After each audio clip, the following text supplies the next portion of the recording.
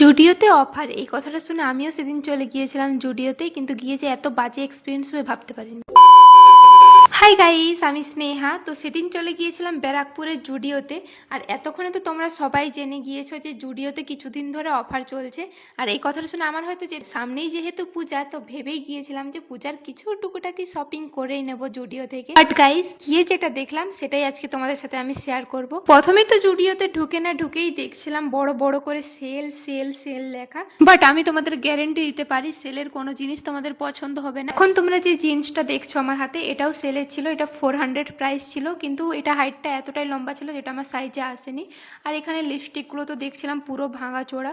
তো যাই হোক, আমার এক্সপিরিয়েন্স খুবই বাজে ছিল, তাই আমি ওখান থেকে বেরিয়ে আসছিলাম। আর আসার সময় এখানে স্টাইল বাজার দেখতে পাই, আমি যা এখানেও সেল চলছিল, কিন্তু এখানেও গিয়ে যা দেখলাম খুব একটা কালেকশন ভালো নয়। এই মুহূর্তে আমার মনে হচ্ছিল যে আমার জন্য অনলাইন শপিং করাটাই বেস্ট। কিন্তু তোমাদের অনলাইন শপিং করতে ভালো লাগে না অফলাইন, আমাকে কমেন্টে অবশ্যই জানিও। আর হ্যাঁ, এটাও জানিও তোমাদের জুডিওর কালেকশন কেমন লাগে।